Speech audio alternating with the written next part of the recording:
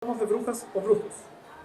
Y en la cultura popular ya hay una imagen que uno asocia al tema de la brujería, que con los años ha ido variando un poquito, pero hay una muy establecida que probablemente todos la conocen, que es la bruja del mago, que es esta mujer verde con un sombrero en punta, una túnica, una escoba, la nariz puntiaguda, etc. Y en muchos productos culturales, sobre todo gringos, está esa imagen muy presente. Así también como en cualquier representación gráfica europea, de ahí viene el tema de la brujería, también se repite mucho esa imagen, que viene de acá, de esa época, de la época en cuando se persiguió a las brujas en Europa y en Estados Unidos, que los artistas de la época se encargaron de ilustrar esta imaginería sobre la brujería ya. Y de ahí salen todas esas características, las escobas, las narices, los sombreros, que claro, tienen un trasfondo cultural propio de la época y por eso las dibujaban así. Pero los artistas se encargaron de como generar esta imagen. Entonces yo dije, ya que en Chile alguien ha generado una imagen para los brujos o algo así parecido, y claro, tuve que hacer una investigación. Y en el Maule sí, hay representaciones de la brujería del Maule. Bichuquén es el pueblo de brujos del Maule, donde está la cueva esa que les dije que salía en el libro anterior. Bichuquén es un pueblo que está hacia la costa, perdido entre medio de los cerros, hay un lago, está cercado por familias de mucha plata que no dejan que la gente del pueblo vaya bien. Y en varias representaciones de artesanía del Maule también está el tema de la brujería ahí presente. Pero claro, si se dan cuenta, repiten las mismas características de la brujería europea, como que mantienen esa imagen. No hay un acercamiento tanto a la realidad local. A pesar de que, por ejemplo, la bruja de Bichuquén está haciendo churrasca, que ya es algo local. Está haciendo churrasca y tiene como un mate. Ahí hay un poquito. Pero el cefam de Bichuquén son brujos, una bruja en una escoba. Entonces, dije, ¿qué más habrá hecho esta pega por acá? ¿Vieron las cartas mito? Probablemente la gente de acá conoce las cartas mito. Cuando hago talleres para niños chicos, nadie conoce las cartas mito. Pero lo tengo que poner ahí porque yo cuando crecí interesado en este tema me topé con esto. De hecho yo como que quise coleccionar todas las cartas mitos que tuvieran que ver con brujería chilena. Y de hecho creo que lo logré, pero al final se las regalé a mi hermano chico. Porque él siguió jugando cartas. La cosa es que en el juego de cartas mitos y leyendas intentaron hacer una representación local de la brujería, que con los años se fue desvirtuando, porque aquí partimos, estas son las primeras generaciones de cartas que rescatan un poco sombreros de paja, o chupalla, o los ponchos, los mates, etc.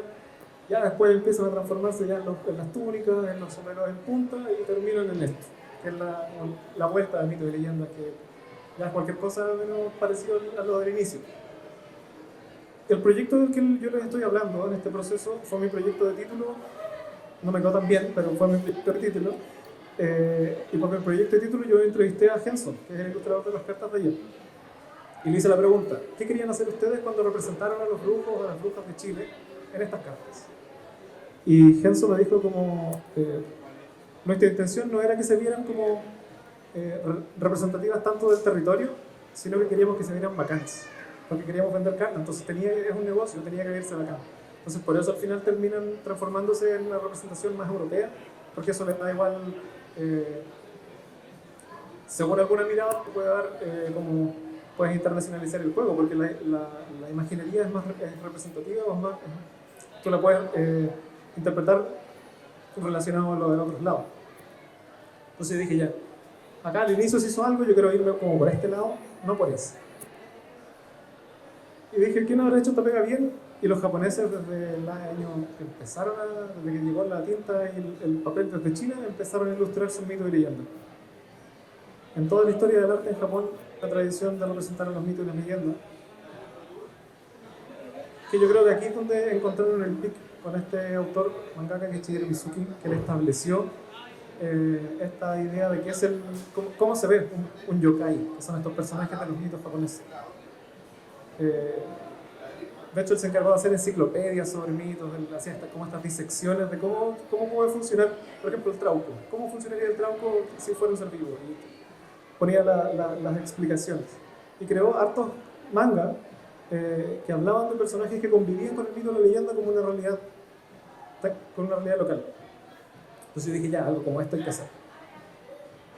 Porque hasta el día de hoy en la cultura, como los productos culturales japoneses mantienen el yokai presente. De hecho, esa de abajo se llama Yokai Watch, que es una especie como de Pokémon, pero con personajes mitológicos.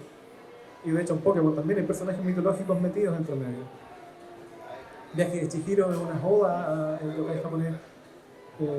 Esa de abajo la puse porque me gusta mucho, que es Nubel, que era un profesor que peleaba contra mitos japoneses. Y Kitaro, que también es esta obra de Shigeru Mizuki. Entonces dije, para hacer esto hay que ver la pega de gente que ha hecho las cosas bien acá en Chile, que uno siente que es un cómic chileno. Yo dije, yo quiero hacer algo como esto para representar nuestros mitos, pero que se sienta local. Entonces, ¿quién cuando uno ve o habla de ilustración o cómic se ve chileno? Y llegáis al tiro a esto, al Mampato, al Condorito, que la gente ya lo entiende eso como una identidad chilena para el cómic. De hecho hay un libro que se lo recomiendo, se llama Produciendo Condorito, que habla de la historia, de cómo se llevaba esta estética y todo, y habla por ejemplo del color de Condorito, que es un color que la gente ya asocia a un cómic chileno, el naranjo, el gris y el negro. ¿Por qué? Esas son las tintas más baratas con las que se puede hacer una revista, por lo menos en esa época, entonces la usaban, porque en los mangas en Japón también lo usan igual. Y en ese mismo libro decían que hubo un tiempo que Condorito intentaron hacerlo full color, llegó la tinta digital, llegó la tecnología para afectar, hagámoslo full color, y dijeron que las ventas bajaron la mitad al tiro, porque la gente ya como que no le gustaba que se viera Condorito color, le gustaba esta versión, y por eso Condorito hasta el día de hoy siguió así. Entonces ahí había un antecedente de que esto es lo que había que tomar para decir, yo quiero que estos se vean chilenos. ¿Cómo los voy a representar? Citando algunos ilustradores también locales. Ubican la Línea Popular. La Línea Popular eran unos panfletos grabados como en silografía del siglo XIX que se repartían en la ciudad como una especie era como la cuarta, pero de la época, porque contaban como las noticias ahí medias populares, medias extrañas, hablaban mucho de mito y leyenda también, y representaban en la gráfica algunas cosas. Por ejemplo, ese de ahí es un culebrón, es parte de un mito chileno. Hay otro, el Cuchibilú, que es esta serpiente con cabeza de chancho que se aparece en los ríos en el sur. Allá abajo está la historia de la Chona, que es esta bruja que se transformaba en oveja y transformó a los niños en ovejas. Y así también otras historias, por ejemplo en Parral, una guagua que salió como con dos cabezas. Ese tipo de noticias aparecían en la Línea Popular. Representadas también escritas de una manera muy poética, había harta poesía. Pero a mí también me interesaba porque estaba muy presente la ilustración para representar esto. Y aquí había algo que también se entiende como una gráfica chilena de la Línea Popular. Entonces para eso yo tomé referencias. Esto es lo que les mostré antes. Y obviamente tenía que usar las referencias territoriales porque les dije que los brujos de Europa los dibujaban así, porque así se veía la gente en esa época. En Chile se veían así en la época en que se contaban hartas historias de brujos y brujos. Y hay algunos patrones que se empiezan a repetir, empieza a aparecer harto el sombrero, harto el poncho, harto las ojotas. Entonces, con toda esta información, una de las primeras cosas que hice para establecer como una gráfica para el proyecto fue hacer esta imagen. Esa fue la primera gráfica que hice para el proyecto, que se las mostré en la primera página del libro que salía, que era compartir información de qué es un brujo, según la fuente de Julio Vicuña, que es este libro de 1912, pero había que representarlo de una forma extraña. Yo quería que esta imagen a la gente le despertara preguntas del tiro. ¿Por qué las manos? ¿Por qué la pose? ¿Por qué la sonrisa? ¿Por qué le brilla un ojo? ¿Por qué la luna? ¿Por qué la estrella? ¿Qué son esas cosas que están abajo? ¿Por qué la casa tiene una cabeza de vaca arriba? ¿Por qué hay una iglesia con dos palmeras? Etcétera, etcétera. El proyecto lo que hace es infografía ilustrada, entonces la imagen también tiene que compartir información que a veces el texto no te lo da. ¿Por qué? Porque a veces uno quiere poner cosas ahí escondidas también, para que la gente se haga esas preguntas y quiera preguntarte o quiera averiguar por sí mismo. Entre la información que apareció en el proyecto hay varias, pues está esta, sobre la brujería. Establece también que existen, según la creencia, brujos buenos y brujos malos. Hay algunos que hacen cosas como positivas o sanaciones, otros hacen los que se encargan de dañar. habla también sobre los poderes de la brujería, etc. Aquí igual voy a hacer una pausa en caso de que quieran hacer alguna pregunta o algo relacionado a lo que hablé anteriormente. Si alguien tiene alguna pregunta. ¿Estamos bien?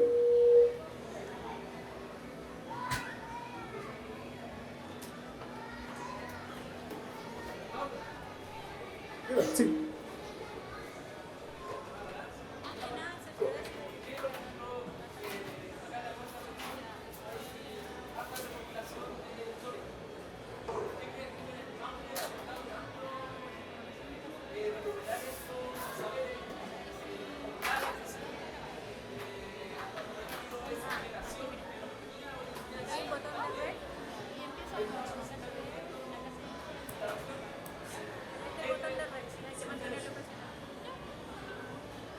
Ya, buena pregunta.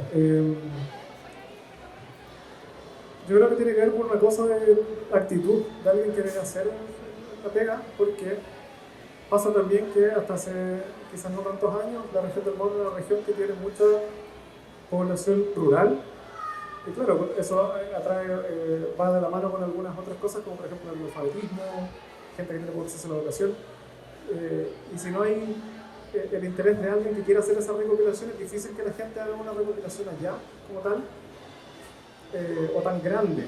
Porque, por ejemplo, sí hay recopilaciones, pero de pueblo. Así que alguien, casi siempre es la misma historia. Es algún profesor o profesora de algún pueblo chico que decidió recopilar las historias de esa comunidad y hacer un libro autoeditado, como el que hice yo, pero ha tenido menos impacto porque, claro, en la época que lo hizo era más difícil llegar a más gente. Lo que tiene como a favor este proyecto es que es un proyecto que es digital, entonces está disponible en redes. Y las redes son un poco más democráticas, de alguna forma pueden llegar a más gente, es un poco más abierta. Entonces, yo creo que tiene que ver con eso, como la dificultad de la época también en cómo distribuir libros si es que no era con una editorial, ¿cachai? Porque yo me encontraba con estos libros, pero recorriendo por las bibliotecas y buscando en los cojones escondidos, o gente que te cuenta la historia, ¿cachai? Entonces, por ejemplo, en las bibliotecas del Maule, de los pocos libros que hay editados en el Maule, hay que ir buscar, siempre tienen una sola copia y esa copia solo tiene, no sé, un pasaje sobre la superstición. Me he encontrado que hay mucho recopilación como de la historia de los pueblos, de cuando llegaron los españoles, cuando estaban los incas, etc. Pero poco de la superstición en general. Entonces, hay poquitas cosas así. ¿Sí? Tengo una hipótesis sobre eso. Mi papá es pescador, él trabajó embarcado hacia el sur y una de las cosas que siempre nos contó fue no se habla de los brujos, no se habla de esto porque ellos te escuchan. Entonces, mientras surge esta pregunta, a mí me viene este recuerdo y yo digo, a lo mejor si no está esta tradición de contarlo, es por eso también, por el miedo a que si él lo escuchó allá en el sur y le dijeron, no, es que de esto no se habla, probablemente no se siga replicando por lo mismo. Esa era mi idea. Gracias, Presi. Sí, tiene sentido. Yo lo he hablado por el tema de alguien que se haga el trabajo de recopilarlo, porque igual yo creo que eso igual cambia un poco cuando empiezas a entrar en confianza con la gente, porque también este tema siempre tiene mucho sincretismo de gente como que se guarda mucho la información, pero cuando se sienten en confianza o encuentran el lugar donde hacerlo, igual se abren un poquito. Cuesta. Porque, por ejemplo, hace poco hicieron una película sobre los brujos de Chiloé, el caso que les conté, pero el director tuvo que irse a vivir un año ya haciendo comunidad con la gente para que la gente se sintiera en confianza de contarle recién esa historia. ¿Cachai? Como que hay que buscar ese lugar en común para que empiecen a abrirse un poquito. Y lo de que los brujos te escuchan, sí, por eso yo digo la frase al inicio, para protegerse de que no te escuchen. Entonces también esa tradición sigue presente hasta el día de hoy. ¿Tiene alguna otra pregunta? ¿Sí? Bueno, también está la información del Totué, que yo creo que esta es más conocido que la información de los brujos, es la tradición del Totué. Aquí algo que les puedo comentar es que ¿habían visto una representación así del Totué? Una cabeza orejona. Porque volvemos al tema de la carta mito y leyenda. Y claro, ahí el Totué era como un pájaro con una cabeza como de pájaro y unas patitas, etc. Ya, pues yo lo hice así porque yo quise ser lo más fiel posible a este libro que les mostré del 1912. Por la antigüedad, el mito está un poquito menos manoseado de las versiones siguientes de otros libros. Y la idea del ente, del chonchón, es una historia que viene del pueblo mapuche. Y ellos contaban que era la cabeza de un brujo que salía a volar con las alas, que las alas eran sus orejas, que crecían de manera descomunal y salía a volar. Y para mí yo me sorprendió mucho cuando me encontré con esa información porque, como les dije, yo había visto estas cartas que donde lo dibujaban así. En los libros de Lester Platt también se repetía mucho el tema de que se transformaba en un pájaro o era un pájaro. Y me pareció interesante rescatar también, visibilizar más que rescatar, esta representación del tutor.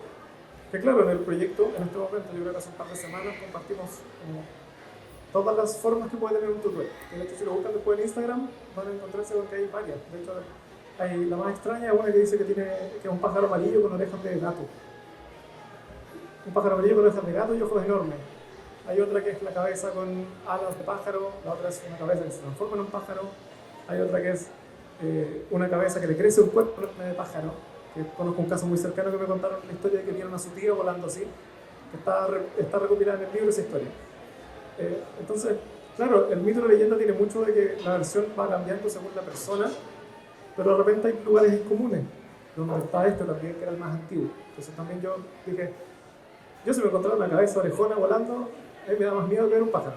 Entonces dije, esta por lo menos hay que mostrarla un poquito más.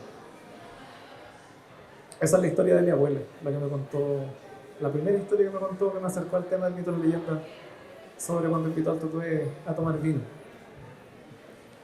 Que siempre me hizo mucho énfasis en que la persona que fue a buscar el vino el otro día era un vagabundo, una persona que andaba con ropa muy holgada, muy harapos, pero que cuando vio la copa de vino, abrió los ojos enormes, así inyectados en sangre, y agarró la copa con las dos manos, y las manos eran huesudas y las uñas demasiado largas. Casi como un pájaro, las manos. Bueno, y aparte de temas de historias de brujería, etc., también en el proyecto se comparte hartos datos. Y creo que esto es lo que más llega, lo que tiene más llegada a la gente en internet es que le compartamos datos de cómo protegerse, oraciones de protección, objetos para protegerse de mala energía, plantas que se pueden usar en las casas para eso. Probablemente todos cachan el uso de la arruga. Si es que están acá interesados en el tema, han visto una arruga en la casa, que se pone al lado izquierdo de la entrada de la casa para protegerse. Pero hay otras plantas que también están quizás un poquito más olvidadas, pero están ahí presentes y algunas personas todavía las conservan. Por ejemplo, el palki, que se usa. Es más común que hayan visto una cruz detrás de una puerta amarrada con lana roja. Esa es una cruz hecha con ramos de palki. Ahí, por ejemplo, estaba la información de dónde se ponen las cruces, qué otros objetos se usan para protegerse. Y ahí hablamos también de el tema de los lugares donde hacen reunión la brujería, que era esta idea de que se reúnen en cuevas, así como había una cueva allá en el Maule. Y ahí está, por ejemplo, la cueva de Ichuquel. Pero, por ejemplo, ahí no sé si se alcanza a leer, pero acá hay una cueva en Salamanca, más al norte. Hay varias cuevas que son más conocidas, pero de sur a norte, Kikaví en Chiloé, la de Quilmo en Chillán Viejo, la de Bichuquén en el Maule, Talagante en la región metropolitana. Talagante también dicen que es tierra de brujos. Está la del Molle,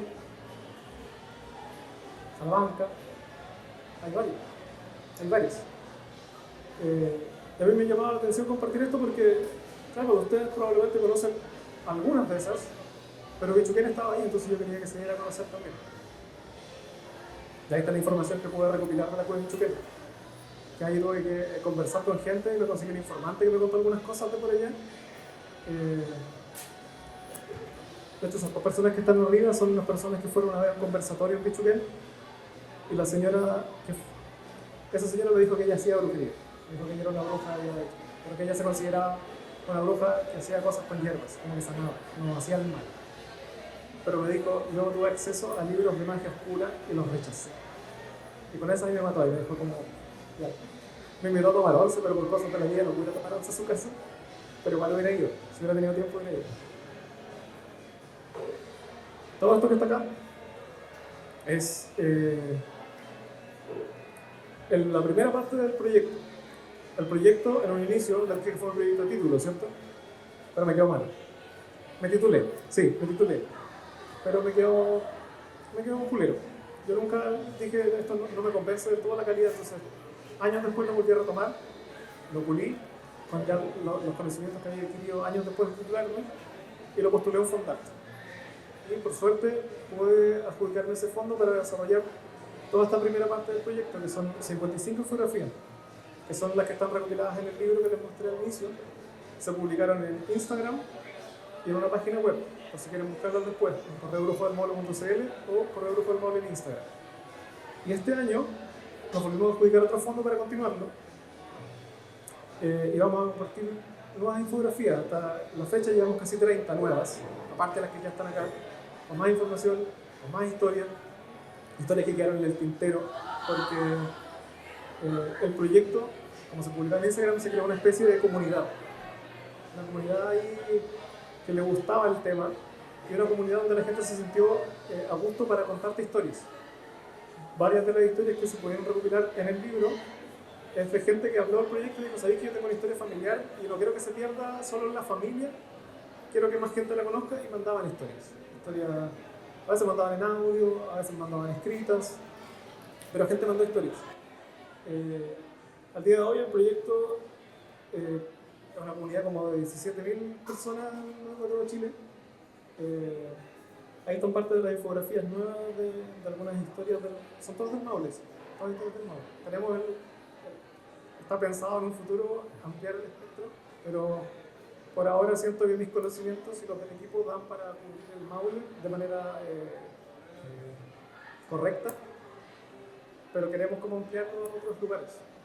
Lo que pasa es que uno siempre conoce mejor su tierra que la tierra del resto, entonces también yo estoy esperando que este proyecto inspire a gente de por acá que haga una versión de un correo brujo con otro nombre probablemente, pero de historias de acá, porque acá hay historias también. Acá tienen historias con los piratas, que también es parte de la tradición de acá. En Chiloé también pueden hacer uno, y ahí tienen historias para generaciones sacar. Pero gracias también a que se creó esta comunidad es que se pudo hacer el libro, porque el proyecto nunca se pensó de una manera que uno tuviera que pagar para acceder a esta información, porque para mí ese era el problema, que tú para leer esto tenías que comprar un libro. Yo no quería que la gente comprara el libro para leerlo, sino que lo encontrara en Instagram. Ahora está en Instagram, en TikTok, en Facebook. A la gente que le gustó mucho el proyecto dijo, yo quiero aportar para poner como un granito de arena y que hagamos el libro. Entonces se hizo una preventa, y con una preventa chiquitita de como 150 personas logramos juntar plata para ser parte de la impresión del libro. Ahí fue parte de la preventa, las cosas que se ofrecieron. El nombre de todas las personas está al final del libro. Hay una sección con el nombre de todas las personas que aportaron para hacer este primer libro, que como les dije no estaba pensado nunca hacer un libro, pero la gente lo pidió, como que decían que el tema daba para estar impreso. Igual querían no estar pegados en el teléfono mostrándoselo a los hijos, sino que también querían leerlo de manera física en la casa. Así que eso, ¿tienen alguna pregunta? ¿Algo que digan al tintero?